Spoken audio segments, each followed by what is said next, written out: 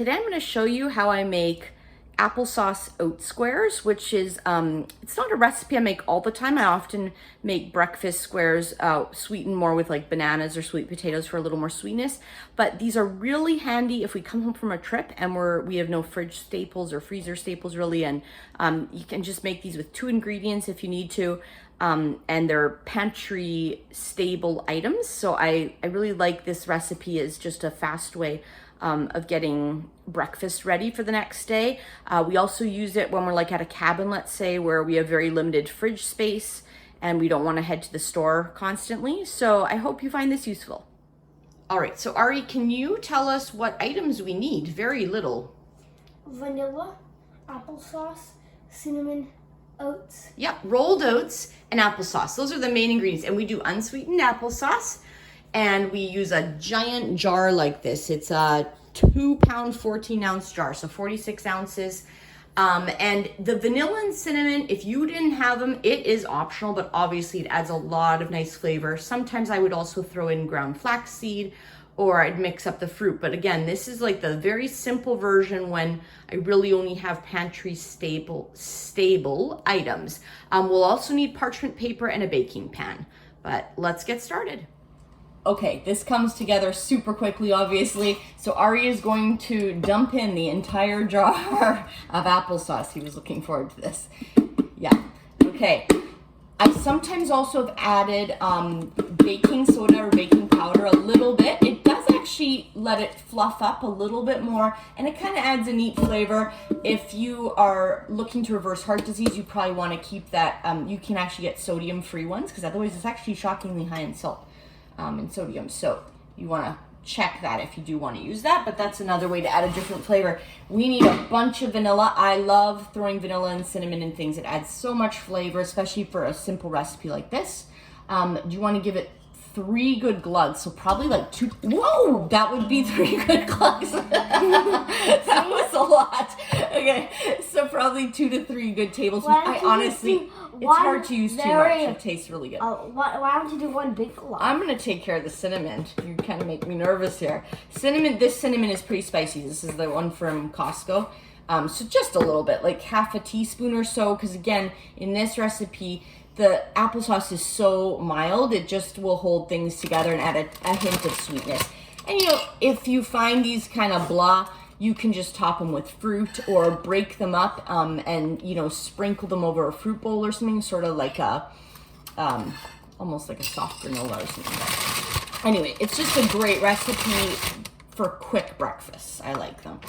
All right, we need 4 cups of oats is about what we're gonna try here. 4 big cups of oats. Okay, so we're gonna finish measuring this out and give it a stir, and I'll show you what it looks like when it's done.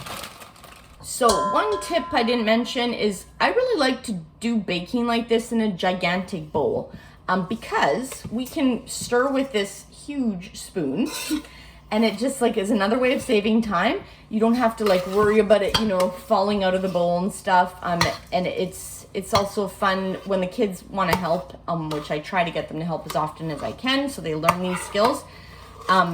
It's just a lot less messy, easy to clean up. So I like using a big spoon and a big bowl.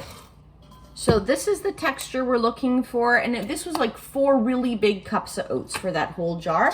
You could probably add a hair more oats, or definitely like some ground flaxseed, maybe a 1/4 cup or something like that. If you want to, any other mix-ins, of course, that you'd want to.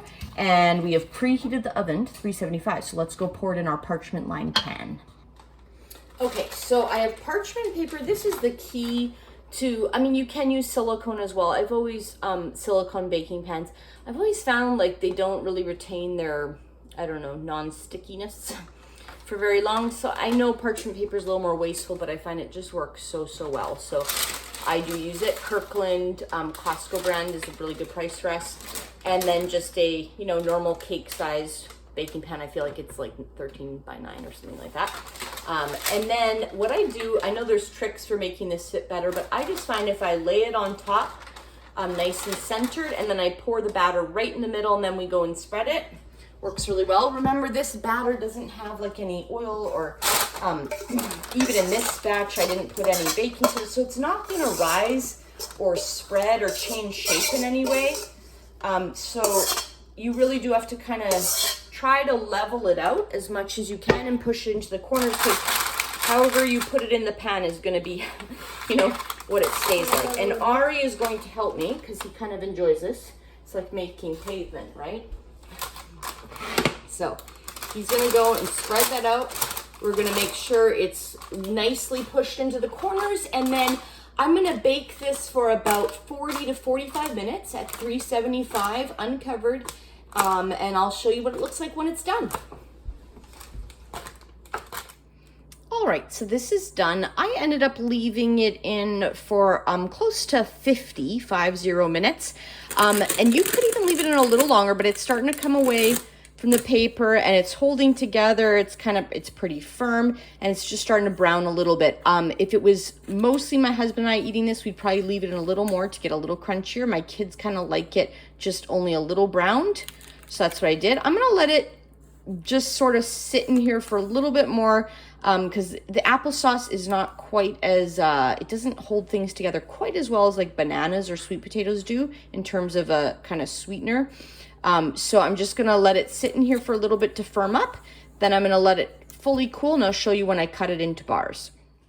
Okay, so these are cool, and I'm just gonna cut it. I usually cut it into 8ths, so like just in half and then straight across.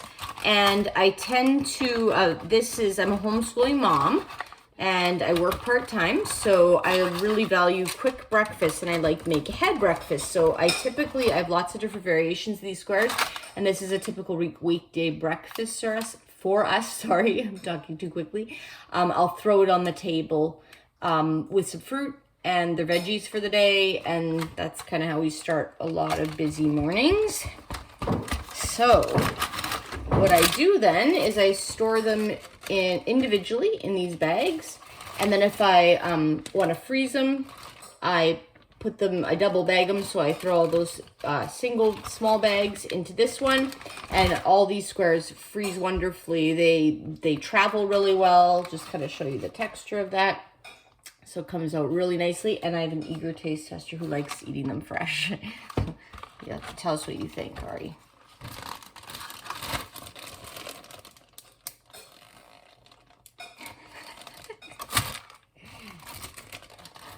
Pretty chewy, huh? It tastes exactly like another square. It does. Yeah. Yeah. We don't have like the apple square. It is sometimes if I've had apples that are going, and let's say especially if we're leaving on a trip or something, we're not going to be home for a while, I will just puree the apples and use that as the binding thing instead of just actual applesauce. This was just purchased applesauce though. Awesome. Thanks for being a good helper. I hope you found this useful. Please consider liking and subscribing if you did, and leave a comment below if you've made any squares like this, or if you have other simple breakfast ideas.